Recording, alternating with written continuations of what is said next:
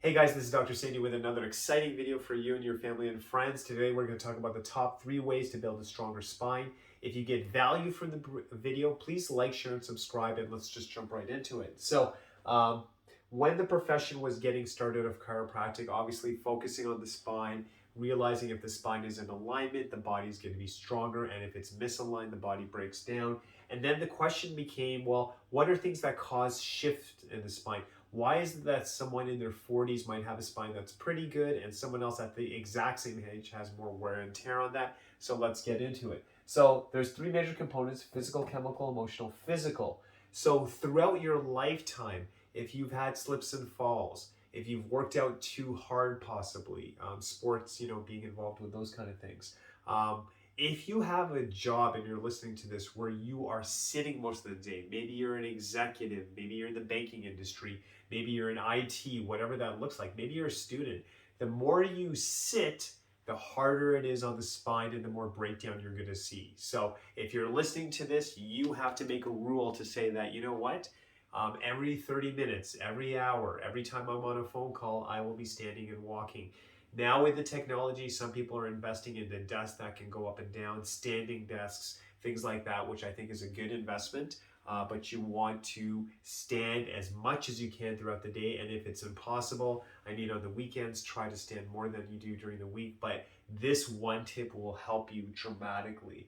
On top of that as well, stretching is going to keep your spine strong. Flexibility equals strength.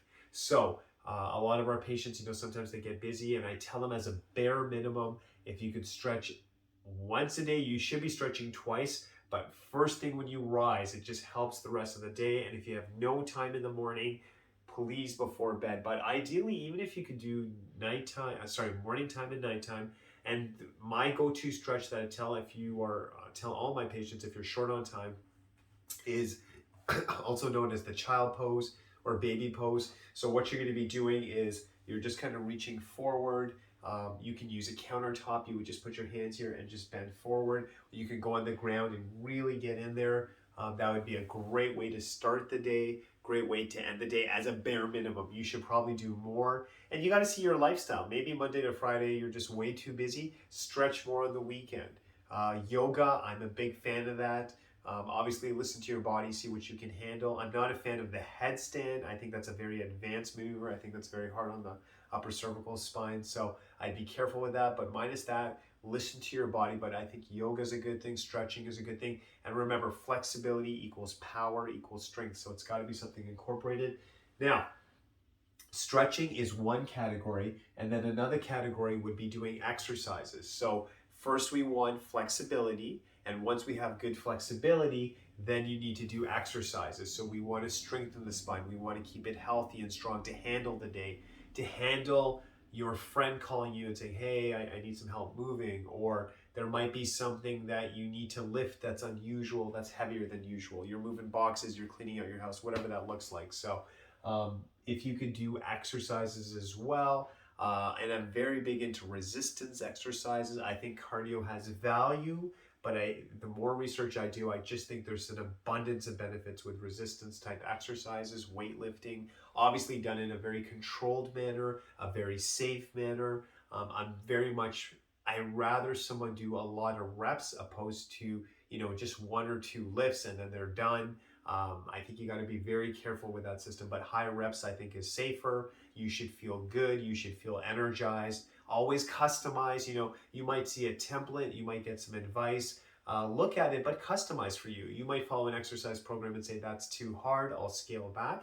You might do an exercise program and go, wow, that was too easy. You might need to make it harder. So always be safe and energized after you do that exercise. And of course, as well, chiropractic is an essential part of keeping your spine healthy.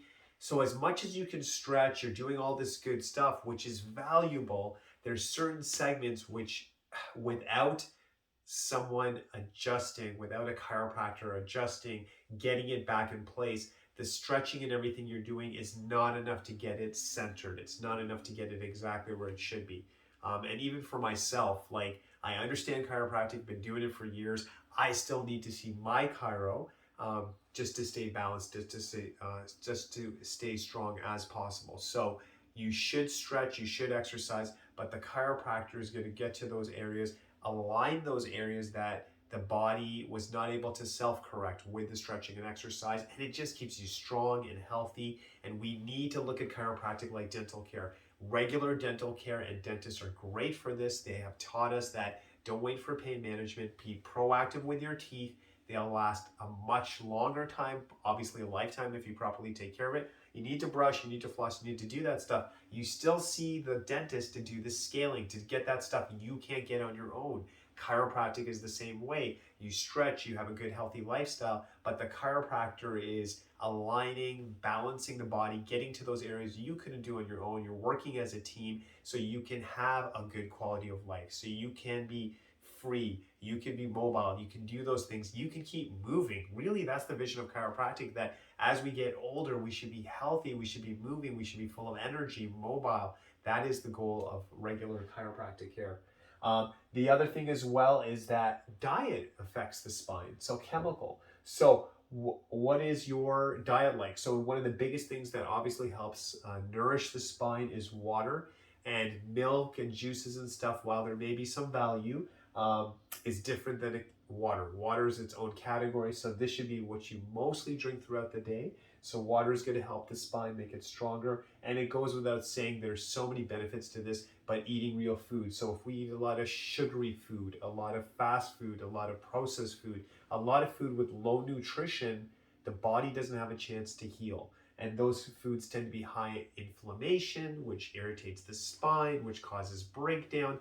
Inflammation is never good for the body, so we want foods that are low inflammation, which tend to be real veggies, real fruits. And again, we're not going for perfection, but we just want to eat healthier. We want to eat better, which will help the body, obviously.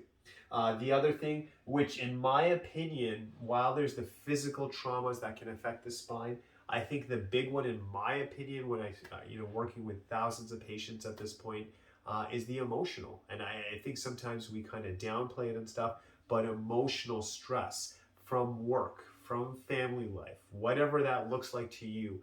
Maybe you love your life, but it's just busy. You're not resting enough, whatever that looks like. Stress is a big thing that affects the spine. The body starts to shift, the nerves get pinched. Stress will affect the body. So what are things we can do to help with stress, release the stress? So a big thing I would always say to my patients is the prayer, the meditation, whatever that looks like for you. I want you to customize it. I'm giving you all these tips, but see what works for you. Making time for that relaxes the system. And anytime the body's in a relaxing state, you're promoting healing. Another thing I think that's powerful, and I've said this before, journaling, getting stuff out of your mind. You don't share it with anyone, but getting stuff that maybe you're happy about. Maybe there's stuff that you're reviewing. Maybe there's something that is stressing you, that is bothering you. There's something powerful about writing it out, looking at it, analyzing it, but get it out of your system. And as always, I say with journaling, don't share this. Unless you choose to, that's your business, but get it out. It's for you. It's an exercise to get out all that stress, everything that's bothering you. Your body and your spine will be thankful for that. And then on the upside, what are you doing emotionally to give yourself a boost? Are you reading something that is inspiring you, that's lifting your spirits? Is there something you're watching on YouTube right now that inspires you? Do you have a system for that? Is it kind of like, whenever I get a chance? Or do you tell yourself, every day I'm going to read something inspiring. Every day I'm going to watch something inspiring. I'm also a big fan. If you choose to, you might be into certain podcasts. I'm more of a YouTube guy, but I'll listen to that on the way to work. Music. I love music. I hope you love music. Music is a great way to lift your spirits, a great way to feel strong, a great way to feel positive, motivated, whatever that looks like for you. So I'm giving you all these tools. Choose what works for you. You know what I don't even have here? Who is in your network? Who are your power lifters? Who are someone you get on the phone, you start laughing, you feel like I can get through this. Maybe it's a family member, maybe it's a friend, whatever that looks like. Build up that network. So if you start doing all this stuff, if you start exercising, maintaining the spine with chiropractic, having a good diet, really working on your emotional health, it's going to help you globally, but these things will specifically help the spine, help you keep strong so you can have the best life possible, which is always our mission. So thanks again for watching. I really hope you got good value out of this. And as always, God bless you and your family, and wishing you all the best. Dr. Sandy signing out.